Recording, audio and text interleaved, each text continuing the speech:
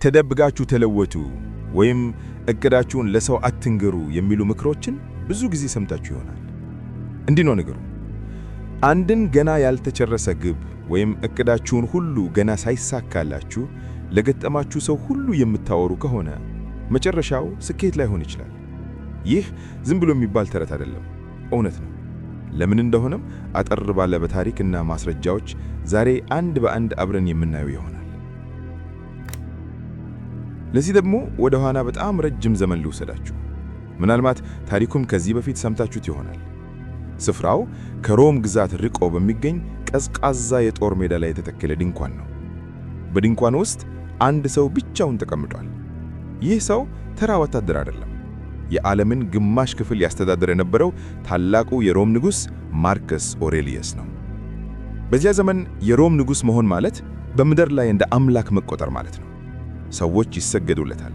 ትዕዛዙ ሕግ ነው። የፈለገውን ማጥፋት፣ የፈለገውን ማልማት የሚችል ገደብ የለሽ ኃይል ያለው ሰው ነው። ነገር ግን ማርከስ ማታ ማታ ጦርነቱ ሲቆምና ጸጥታ ሲሰፍን አንድ ምስጢራዊ ነገር ያደርግ ነበር። ትንሽ ማስታወሻ ደብተር ያወጣና ለራሱ ብቻ የሚሆኑ ጥልቅ ሐሳቦችን መጻፍ ይጀምራል።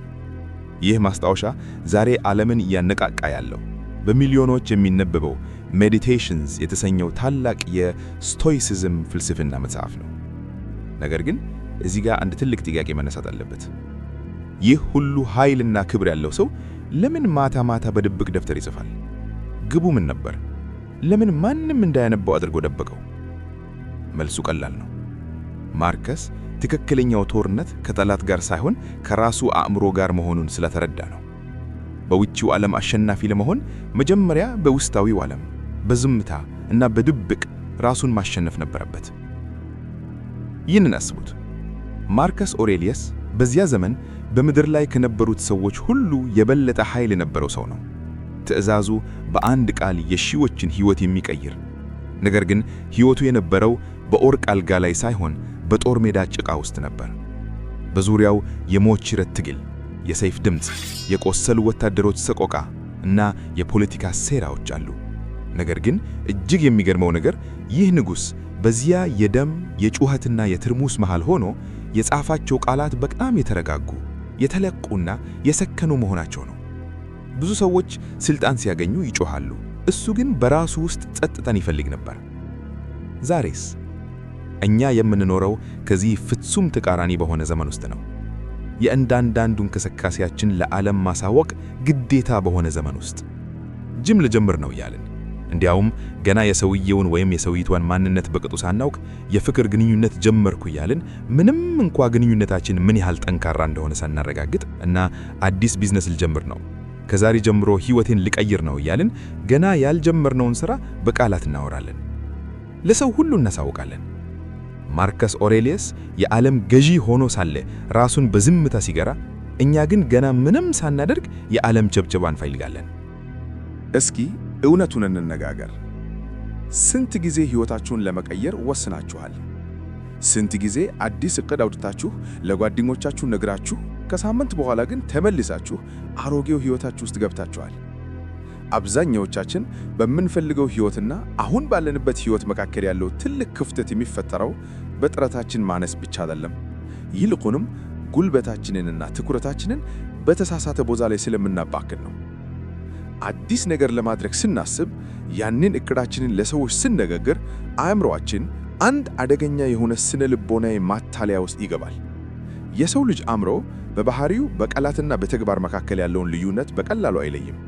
ዕቅዳችሁን ለሰው ስትነግሩና ያ ሰው ዋው በጣም አሪፍ ሐሳብ ነው በርታ አተውም ሲላችሁ አእምሮአችሁ ስራውን እንደጨረሰና ስኬት ላይ እንደደረሰ አድርጎ ያስብና ዶፓሚን የተባለውን የደስታ ሆርሞን ይለቃል። ስነ ልቦና ይህንን የተሳሳተ የድል ስሜት ወይም premature sense of accomplishment ይለዋል። ገና ምንም ሳትሰሩ ሽልማቱን የሰዎችን ዕውቅና ስለምታገኙ በትክክል ወደ ሥራው ስትገቡና የመጀመሪያው ፈተና ሲገጥማችሁ ቶሎ ተስፋ ትቆርጣላችሁ። ላባችሁን ጠብ አድርጋችሁ ማግኘት የነበረባችሁን ውስጣዊ እርካታ በቃላትና በሶሻል ሚዲያ ላይክ ስለጨረሳችሁት ወደ ተግባር ለመቀየር ጉልበት ታጣላችሁ። ለዚህ ነው ብዙ ሰዎች የሚያወሩት እንጂ የሚሰሩት የማይሆኑት። ይህንን ዘላለማዊ የሆነ የውድቀት አዙሪት ለመስበር አንድ መፍትሄ ብቻ ነው ያለው። እርሱም የዝምታ አፈጻጸም ሕግ ወይም the law of silent execution ነው። ታዋቂው ጸሐፊ ራያን ሆሊዴይ ኢጎ is the enemy በተሰኘው መጽሐፉ ላይ ይህንን ሐሳብ በጥልቀት ያስቀምጠዋል። ማውራትና መስራት በአንድ ጊዜ መሄድ አይችሉም። አንዱ የአንዱን ጉልበት ይወስዳል ይለናል። ኢጎ ሰዎች እንዲያውቁልን፣ ዕውቅና እንዲሰጡንና አዋቂ ሆነን እንድንታይ ይፈልጋል። ነገር ግን እውነተኛው ሥራና ጥበብ ትሕትናንና ዝምታን ይጠይቃል። ተደብቃችሁ ስትሰሩ ውድቀታችሁም ሆነ ስኬታችሁ የራሳችሁ ብቻ ይሆናል። የሰዎች ግምት፣ የሰዎች ፍርድ እና ከሰዎች መጠበቅ ወይም ኤክስፔክቴሽን አያስጨንቃችሁም። ስቶይሲዝም እንደሚያስተምረን በሕይወታችን መቆጣጠር የምንችለው የራሳችንን ድርጊት፣ ስሜት እና አስተሳሰብ ብቻ ነው። የሰዎችን አስተያየት መቆጣጠር አንችልም። ስለዚህ መቆጣጠር በማንችለው ነገር ላይ ጉልበታችንን ከምናጠፋ በራሳችን ቁጥጥር ስር ባለችው የዕለት ተዕለት ልምዳችን ላይ ትኩረት ማድረግ አለብን። ይህንን እውነተኛና ዘላለማዊ ለውጥ በሕይወታችሁ ለማምጣት ከሰዎች ዓይን ርቃችሁ አሁኑና በድብቅ ማስተካከል ያለባችሁ 5 ወሳኝ ነገሮች አሉ። አንደኛ፣ ያለ ጊዜው ዕውቅናን መፈለግ አቁሙ። Stop seeking premature validation። በስነ ልቦና ውስጥ አንድ የታወቀ ጥናት አለ። ይህም ግባቸውን ለሌሎች የሚያካፍሉ ሰዎች ያንን ግብ ማሳካት ዕድላቸው እጅግ በጣም ጠባብ ነው። ለምን ይመስላችኋል? ምክንያቱም ማህበራዊ ዕውቅና ወይም ሶሻል ቫሊዴሽን እውነተኛውን ስኬት ይተካል። አዲስ ማንነት ለመፍጠር ስትሞክሩ ያንን ማንነት ለሰዎች በመናገር ብቻ የማንነት ማረጋገጫ ታገኛላችሁ። አሁኑኑ ይህንን ማስተካከል አለባችሁ። ስለዚህ ምን መደረግ አለበት ካላችሁኝ፣ ከዛሬ ጀምሮ ትላልቅ ዕቅዶቻችሁን፣ ገንዘብ ግባችሁን ወይም የህይወት ለውጥ ውሳኔያችሁን በማህበራዊ ሚዲያ ላይ ማጋራት አቁሙ። ለቅርብ ጓደኞቻችሁም ቢሆን ሁሉንም ነገር መናገር አያስፈልግም። ውጤታችሁ ራሱ ይናገር። ሰዎች የጠፋህ ምን እየሰራህ ነው ሲላችሁ ቀለል ያለ መልስ ስጧቸው። ዝም ብዬ እየሞከርኩኝ ነው በሏቸው እንጂ ትልቁን ምስጢራችሁን አታውጡ። ዝምታችሁ ውስጣዊ ሞተራችሁን ያቀጣጥላል። ዕውቅናን ለራሳችሁ በመስታወት ፊት ቆማችሁ ስጡ እንጂ ከሰው አትጠብቁ። እመኑኝ፣ ውጤቱ ሲመጣ ድምፁ ከእናንተ ጩኸት በላይ ይሰማል። ሁለተኛ፣ የ1% ሕግን በድብቅ ተግብሩ። ጄምስ ክሊር አቶሚክ ሃቢትስ በሚባለው ምርጥ መጽሐፉ ላይ የሚያነሳው ትልቅ ሐሳብ አለ። አብዛኛው ሰው በአንድ ሌሊት ትልቅ ለውጥ ለማምጣት ይፈልጋል። በአንድ ወር ውስጥ 10 ኪሎ መቀነስ፣ በአንድ ዓመት ሚሊዮነር መሆን ይፈልጋል። ነገር ግን ስኬት የትንንሽ የዕለት ተዕለት ልምዶች ድምር ውጤት ነው። በቀን 1% ብቻ የተሻለ ሰው ለመሆን ብትሞክሩ በአንድ ዓመት ውስጥ ከነበራችሁበት ምን ያህል እንደምትሻሻሉ ታውቃላችሁ። ሂሳቡ እንደሚያሳየው በአንድ ዓመት መጨረሻ ላይ ከነበራችሁበት 37 ጊዜ የተሻለ ሰው ትሆናላችሁ። ይህ የሚሆነው ግን ጓዳ ውስጥ በድብቅ በሚሰራ ሥራ ብቻ ነው። ለምንድን ነው ይህንን በድብቅ ማድረግ ያለባችሁ? ምክንያቱም የ1% ለውጥ ለዓይን አይታይም። ለሰዎች በቀን 1 ገጽ መጽሐፍ ማንበብ ጀምሬያለሁ ብትሉ ይስቁባችኋል። ይህ ምን ያመጣል ይሏችኋል። ስለዚህ ይህንን ሂደት በድብቅ ማድረግ አለባችሁ። አሁን ታዲያ ምን መደረግ አለበት ካላችሁኝ፣ ዛሬ ማታ ስተኙ ነገ ጠዋት የምታደርጉትን አንድ አነስተኛ ለውጥ ወስኑ። ለምሳሌ 15 ደቂቃ ቀድሞ መነሳት ወይም ከምታገኙት ገቢ ላይ 5% ብቻ ቆጥቦ ማስቀመጥ ሊሆን ይችላል። እነዚህ ጥቃቅን ነገሮች ለሰዎች የሚታዩ ወይም የሚያስደንቁ አይደሉም። ነገር ግን በድብቅ በቋሚነት እና በዲሲፕሊን ስትሰሯቸው ልክ በአንድ ትንሽ የውሃ ጠብታ እንደሚሞላ ታላቅ የሸክላ ማሰሮ አስቧቸው። አንዷ ጠብታ ምንም አትመስልም። ነገር ግን በዝምታና በቋሚነት ሲንጠበጠብ የቆየው ውሃ ሳይታወቅ ማሰሮውን ሞልቶ ይፈሳል። ለሰዎች የሚታይ ጥረት አይደለም፣ ነገር ግን ውጤቱ ማሰሮው ሲሞላ የማይካድ ሐቅ ይሆናል።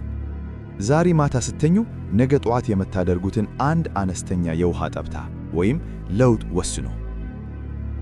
ሶስተኛ፣ የሕይወታችሁን 100% ሙሉ ኃላፊነት ውሰዱ። በሕይወታችሁ ለሚከሰተው ለእያንዳንዱ ነገር ምንም እንኳን የእናንተ ጥፋት ባይሆንም እንኳን ኃላፊነቱን መውሰድ አለባችሁ። እዚህ ጋር በጥፋትና በኃላፊነት መካከል ያለውን ልዩነት መረዳት በጣም አስፈላጊ ነው። ለምሳሌ በመንገድ ላይ እየሄዳችሁ አንድ ሰው መጥቶ መኪናችሁን ቢገጨው ጥፋቱ የሱ ሊሆን ይችላል። ነገር ግን መኪናውን ማስጠገን፣ ለሥራ ያለመዘግያት እና ሕይወታችሁን የማስቀጠል ኃላፊነት የእናንተው ነው። መንግሥትን፣ ኢኮኖሚውን፣ ቤተሰብን ወይም ጓደኛን መውቀስ የሰለባነት ወይም ቪክቲም ሜንታሊቲ ስሜት ውስጥ ይከታችኋል። እኔ ያልተሳካልኝ ቤተሰቦቼ ድሃ ስለሆኑ ነው ብላችሁ ስታስቡ አእምሮአችሁ መፍትሄ መፈለግ ያቆማል። ስለዚህ አሁን ምን መደረግ አለበት ወደሚለው ጥያቄ ስናልፍ ማታ ብቻችሁን ስትሆኑ በራችሁን ዘግታችሁ ከራሳችሁ ጋር እውነተኛና መራራ ንግግር አድርጉ። አሁን ላለሁት ገንዘብ ችግር ኃላፊ እኔ ነኝ። ላለብኝ የጤና እክል ወይም የሰውነት መክበድ ኃላፊ እኔ ነኝ። ጊዜን በከንቱ ስላጠፋው ነው እዚህ የደረስኩት ብላችሁ ራሳችሁን ክሰሱ። ይህንን እውነታ መቀበል መጀመሪያ በጣም ያማል፣ ኢጎዋችሁን ይሰብራል። ነገር ግን እውነታው በመጨረሻ ነፃ ያወጣችኋል። ምክንያቱም ችግሩን የፈጠረው የእናንተ ውሳኔ ከሆነ ችግሩን መፍታት የሚችለውም የእናንተ አዲስ ውሳኔ ብቻ ነው ማለት ነው። ሰበብ መደረም አቁሙ፣ ሥራ ጀምሮ። አራተኛ፣ የተመልካችነት ስነ ልቦናን ወይም ኦቨርካም ዘ ባይስታንደር ኢፌክት።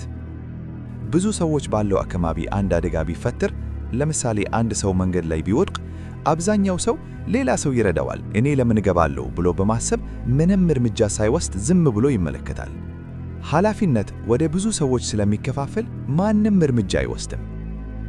የሚያሳዝንና የሚያስፈራው ነገር ግን ብዙ ሰዎች ይህንን ስነ ልቦና በገዛ ሕይወታቸው ላይ መተግበራቸው ነው። የራሳቸው ሕይወት ላይ ተመልካች ወይም ባይስታንደር ሆነው ይኖራሉ።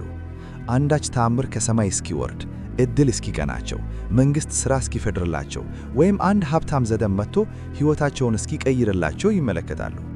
ሕይወታቸው መንገድ ላይ እየደማ ነው። እናንተ ግን ዳር ቆማችሁ ሌሎች እስኪያድኗችሁ እየጠበቃችሁ ነው። ስለዚህ አሁንም ምን መደረግ አለበት ካንን መራራውን እውነት ልንገራችሁ፣ ማንም ሊያድናችሁ አይመጣም። የሕይወታችሁ ዋና ገጸ ባህሪ የምትጫወቱት እናንተ ናችሁ። ጓደኞቻችሁ የራሳቸው ሩጫና ችግር አላቸው። ቤተሰቦቻችሁም የራሳቸው ሸክም አላቸው።